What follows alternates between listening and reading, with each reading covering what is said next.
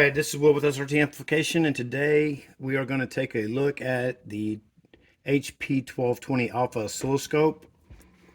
I've always wanted one of these oscilloscopes, and this is probably a really affordable model that just about anybody who's getting into the hobby of, whether they're doing their own little electronics projects or they're doing repair or whatever, you can get these probably cheaper than any other thing out there when it comes to analog scopes. I've always wanted to get one and see how it operated and how it worked. I've got several other analog scopes. I've got the 2213, 2225, and of course my old trusty 465. That's my oldest one, built in 1974. And I love them to death. But I've always wanted to get one of these Hewlett-Packard scopes and just see what they were all about. And I got this in the mail yesterday, so I haven't really even looked at it that much. But there's a lot of things I don't like about it. Like I said, this thing was probably a budget model for, school lab or something like that. One thing I don't like is this little rickety stand. It's kind of, I mean, it serves a purpose, I guess, but it's kind of cheesy.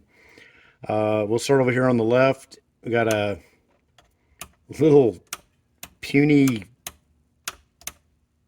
toggle switch here for your on-off switch, which is crazy. Just nuts. So the topology of this is totally different than the way Tektronix does it. Typically they have their vertical. If it's a screen that's off to the left like this, they'll have their vertical, their horizontal, and then their trigger, from left to right. If it's a screen in the middle like the 465, all your vertical stuff would be over here, all your horizontal stuff would be on this side, and then your triggering would be on the far right. This one, it's all kind of weird. The triggering's right next to the screen, which is weird. That's on Tektronix stuff. It's normally always to the far right. Your verticals are here on the bottom, along with your inputs, and then your horizontal is up here on the top. So that's already kind of weird. But so anyway, we have the intensity, focus, beam finder, obviously. I don't see any rotation or anything like that. That might be somewhere else. Let's see here. Yeah, okay, so we got there's your trace alignment right there on the side. That's corny. Oh boy, what have I gotten into? This is crazy. Okay, so there is some way of adjusting that. So you have all your trigger stuff here, trigger level. This is your probe adjust. So this is what's going to put your I think 1,000 hertz square wave or whatever it is on there, so you can do your probe compensation. You can trigger from the internal, which is either going to be A or B. External could be something you could put into it. I don't know what's on the back, if there is something on the back. We'll look at the back here in a minute. Maybe there's an external source that you can, and then of course your mains line, your line mains. Okay, TV and normal. I have no idea what that is. Right now it's in the normal position. I guess when we fire this thing up, we'll see. We have negative and plus. I'm assuming that's some kind of invert function, like where you can flip the waveform polarity wise. I'm just assuming. Like I said, this Hewlett-Packard stuff's kind of new to me. You guys probably know a lot more about it than I do. But you have your XY mode here. So you can do your listed patterns and all that stuff, or your curve tracer, or any of that stuff. And then I believe this stands for sweep. So it's just sweeping Time is, that's when your horizontal comes into play. And then you have a 1 to 10 for a 1 to 10 probe or a 1 to 1 probe. You have to tell it. And I don't know if that's for the trigger. It looks like it's for the trigger. By this little line's pointing up here. Oh, here's your external trigger. Okay, so here's your external trigger input right here. Okay. Or X input for your XY mode. Okay. And I don't know if that 10 to 1 is for this or for the inputs. It looks like it's just for this. So unlike your your Tektronix stuff where you well, a lot of your Tektronix gear will have the active probe that you can put on there and it'll actually sense it or whatever, and change the attenuation factor. But we'll take a look at that when we fire it up, though. See what that's all about. Excuse me. So it looks like all the knobs work so far. This one's kind of wonky on the position there. We'll see what that looks like. These look good, feel good. These feel really nice, like they're nice and fluid. I like the feel of these rotary switches. Really nice. Got your calibration. Your AC-DC coupling or ground. See, this is something I'm going to have to get used to because I'm used to levers, that you move. These push button things. That's weird. I mean, with this, like, with at least with the lever, you can't put it in multiple positions. It looks like with this, you can ground it out and be in DC mode at the same time. I mean,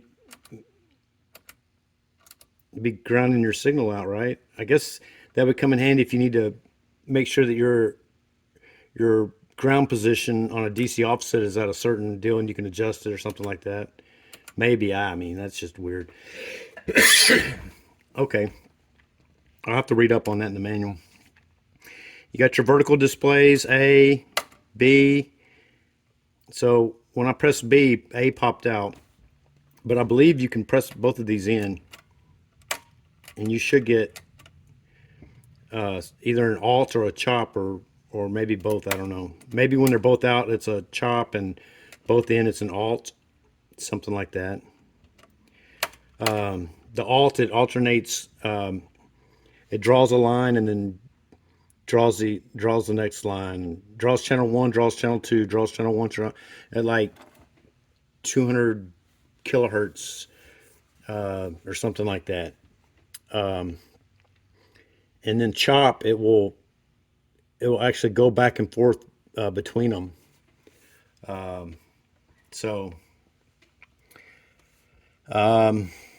Yeah, that's all there is to it, really. You got your two inputs, and that's it. Let's turn it over here to the side. Oh, there's one thing right here on the front. I'll let you see. It's a calibration sticker. It says that it was last calibrated in 1991. And like I said, I believe this thing's about a 76 or 70, around 1976, somewhere in there. Okay, so we're coming around here to the side. We got a screw here that's kind of stripped out. This is all plastic, by the way. I don't know if this thing's plastic, but this is definitely plastic. This whole bottom piece is plastic. And it looks like somebody's already been in here since the last calibration, because you can see the screw right there. On here on the back, all you have is your IEC power adapter, which this has got to be right around the time that these were coming out, I believe. Oh, right here you've got how to set up your, so this is a dual voltage power supply. I'm sure it's a linear power supply. We'll see when we get in there. It looks like it's a linear power supply. But you can set it up for dual voltage, and right now it's set up here. It's set up for 120, and down there it's set up for 120. So it's already set up for us. Then you got a fuse here. The fuse is a 4 amp fuse. I'm not sure if that's what's supposed to come with it. Did that say 4 amps? I'm sorry. 0.75. I was reading I thought the A was a 4. It's 0.75 amps. I thought 4 amps was a little bit high for this thing. So there you go. And then on this side, I already showed you the trace alignment area right here, and then it's got this nifty little carrying handle. So I'm gonna plug this in on the dim bulb, and we'll see how it works.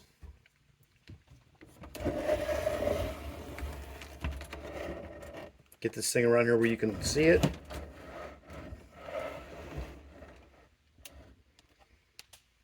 Get this thing plugged into the dim bulb. All right, we got this thing plugged in. It's on the dim bulb tester, and we're going to go ahead and power it up here, and we'll see what it does. Nothing.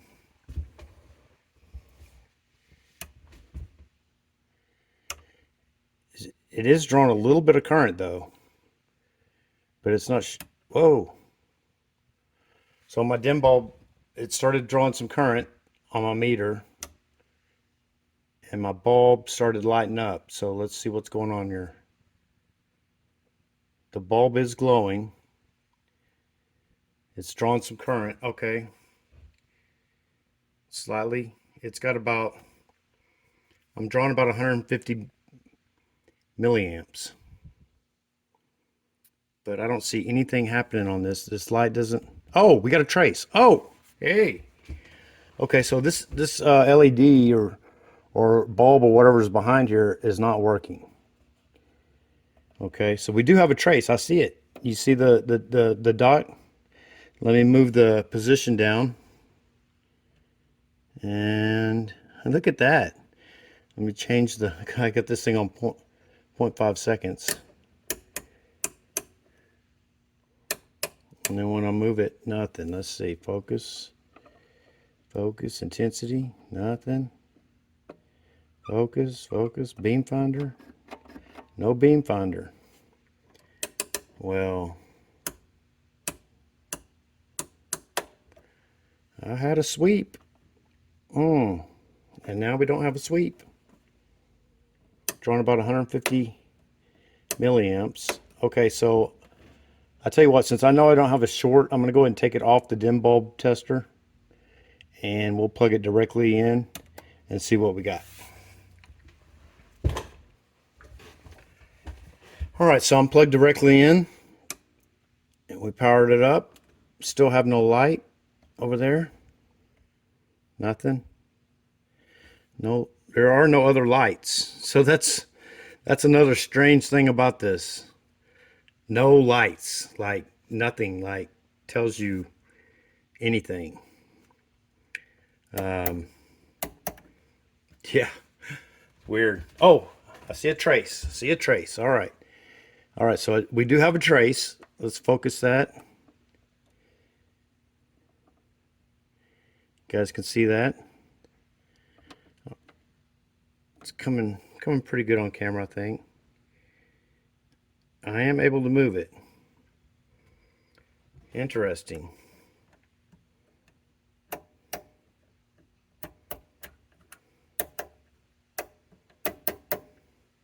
Okay, it's kind of jumping around there, isn't it? In another video, I'm going to go through the full calibration procedures of this thing. We're just going to look at and see how this thing's working right now. There we go. Uh-oh. So I lose the trace at 50 megahertz or at 50 milliseconds. That's odd. Very odd. And my beam finder doesn't work. I wonder if the beam finder works. Yeah, the beam finder works at 0.1 seconds.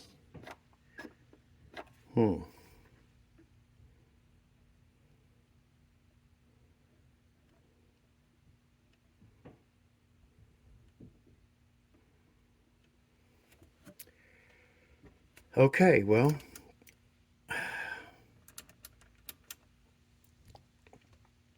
I'm not sure exactly what's going on there.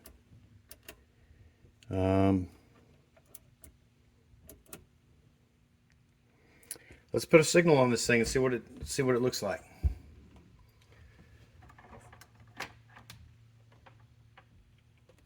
I'm just going to go straight directly in with a BNC cable.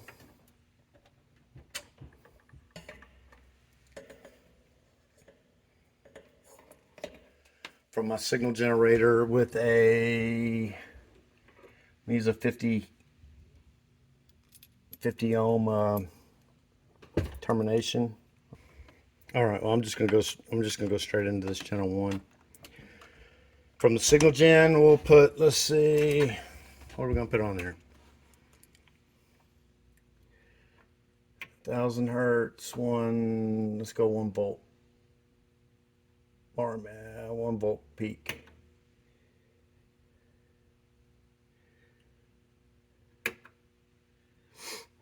And nothing.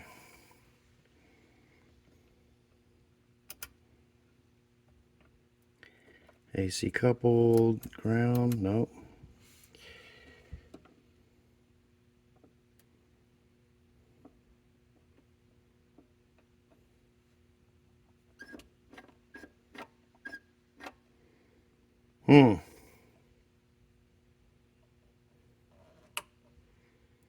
So it got an auto trigger there. If you pull it, it's on auto. Oh, pull auto off. Push it in, I guess it's auto, it's off. Okay. So I don't know. Channel A.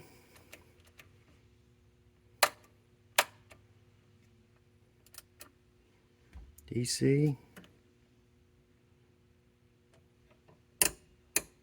There we go. Hey, we have signal. Okay, I don't know why this acts this way, because this, like I said, hey, I'm gonna have to learn these HP scopes, but I don't know why this is doing this, but cause see right there, it disappears, and then it comes back. So maybe these controls are dirty. That may be, excuse me, that may be all there is to it. The controls are dirty. I found one of my impedance matchers. The other one I had was a 75 ohm. This one's a 50 ohm. But you can see, because of my mismatch of impedance here, I'm putting out 2 volts peak to peak, and I've got it on 1 volt per division, and that's showing me 4 volts peak to peak. And that's because this is a high impedance input, and my generator is a low impedance output. So when I put this 50 ohm termination on here, it should see the correct impedance, and it does. See, so right there, 2 volts peak to peak on 1 volts per division, 2 divisions, boom, in like Flynn. So there's with that termination in there. Okay, so that's perfect. Everything's good about that. I'm happy with that. I do want to open this thing up and let you guys look inside of it, and then in the next video we'll go through the whole calibration procedures for this thing out of the manual, and we'll do that step-by-step instructions on that. So let's open this thing up and take a look at it. Let me get the signal off here.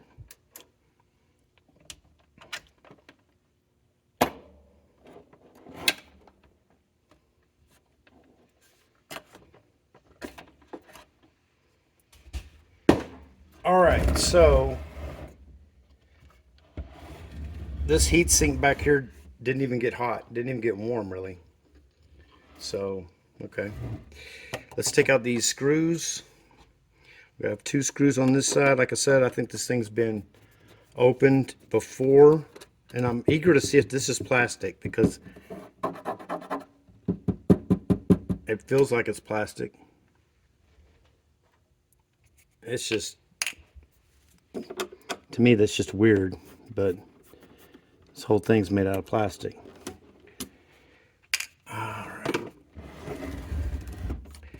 There was nothing on the back as far as like any kind of VGA outputs or any kind of outputs at all, or any kind of, you know, external sync outputs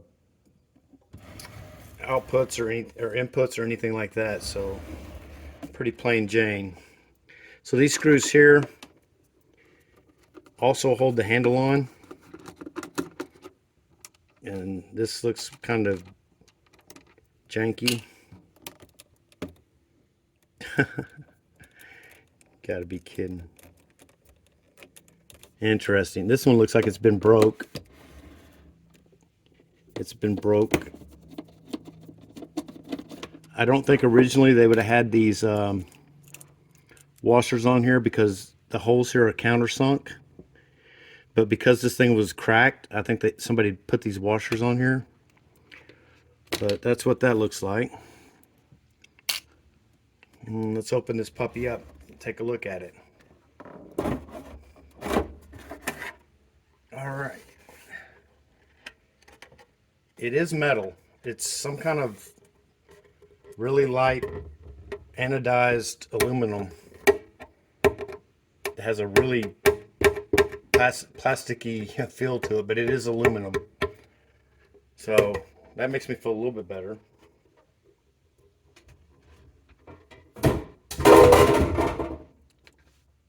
All right, so we have our shield for our cathode ray tube here. The cathode ray tube it's a lot shorter than the one in the 465. The one in the 465 is probably about another 4 inches longer. Let me turn this thing over where you can see this side. So, like I said, I'm kind of familiar with the Tektronix stuff, but I'm gonna have to. It looks to me like this is the horizontal and trigger board, and here's your front end and your vertical board down here. And then here, yep. So it's a linear power supply. You got your transformer right here. I don't see the power supply board. Oh yeah, I do. Okay. So it looks like the power supply, your transformer windings run over to, turn this up so you can see it. So your transformer windings right here run over here to a little connector on this board. And part of this board down here is your main power supply board. And the other part, and this is really weird, this is your high voltage board. And it's covered in clear plastic. So you can actually see the components. I've never seen that before. That is funky fresh right there. Let me get these feet down. They're kind of in the way. I don't like this stand. Again, this bottom's all plastic. Everything's plastic once you take that top off. But you have your high voltage section, which is probably somewhere in the neighborhood of minus 2,000 volts or more. Don't know exactly until I get into the manual. But the only thing that comes out of it are these 2 wires that goes up here to your cathode ray tube.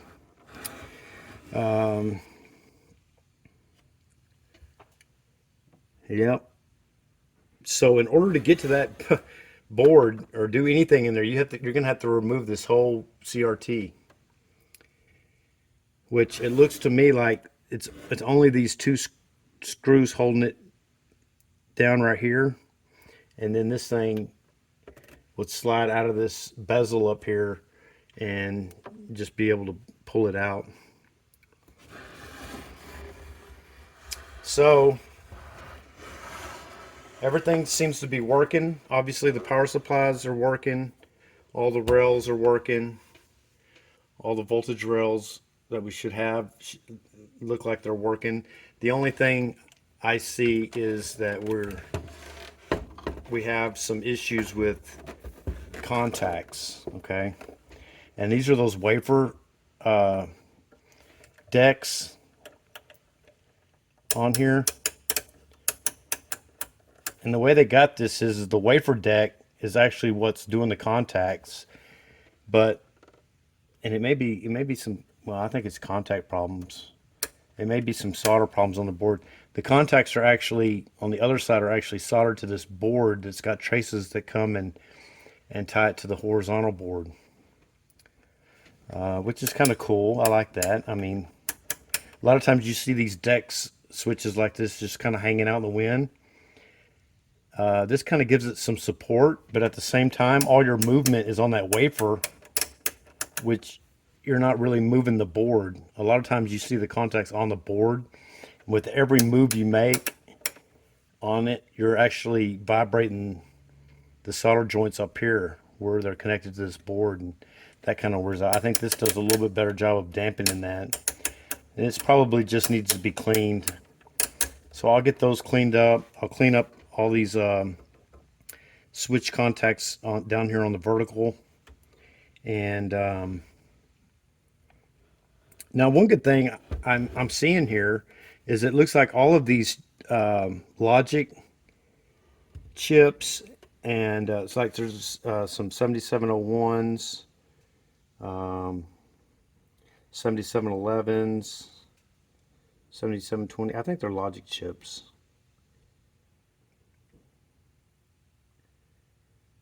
But they look like they're all off the shelf ICs. Whereas, you know, like your Tektronix stuff, there's a 7400 right there, which I believe is a quad. Is that a quad and gate? I believe. I don't know. I used to know all those numbers. I used to know exactly what all the logic circuits were. That 7400 is a really common one. I think it's a quad and gate, or a quad two input and gate, I believe. But anyway, Tektronix had a bunch of proprietary chips and ICs that you just can't find nowadays. It looks like everything on this board, on both of these boards, can be replaced. You can find a replacement for them. So that's very good. If something goes wrong with this thing, I know that I can fix it fairly easy from what I'm seeing here. So that is a plus. So what have I learned about this? Okay, well, few things. There's some things I like about this. There's some things I don't like about this. Again, I'm gonna have to calibrate it, make sure it's all in calibration, make sure everything passes and everything, and start using it. I think maybe the more I use it, it's definitely simpler. I'll give it that. The simplicity of it is far more than a Tektronix scope. But the problem I am having is that I know the Tektronix scope so well that knowing how to duplicate the functionality of a Tektronix scope onto this is a little bit difficult, especially when there's things here that are just vague, like minus plus. I mean, I assume that's an inverse function, what you would do on the inverse, you know, if you want to invert it. But on the Tektronix scopes, it's got a button that says invert, you know, click it, invert. Okay. So a lot of these things are kind of foreign to me. But we'll get these switches cleaned up. In the next video, we're going to do a complete calibration on this according to the manual. I'll get the manual out. I'll stick the manual up on the TV screen where you guys can see it. See, I got the TV screen over there. So you guys can see the O-scope in the TV and in real life. So, yeah, you'll be able to see the service manual as we go through the calibration procedures and everything like that, and go through, put it through its paces. And this may become, oh, I just seen this. Let me position the camera here where you guys can see it, maybe.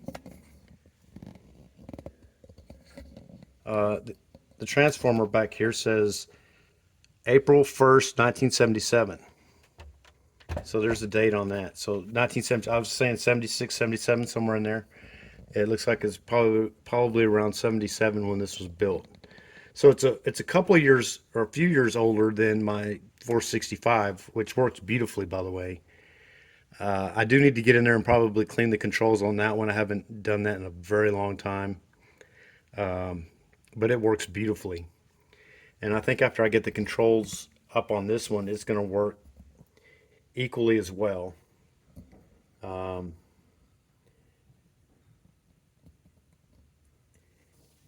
I don't know if I mentioned this at the beginning, but this is a 15 megahertz scope. So a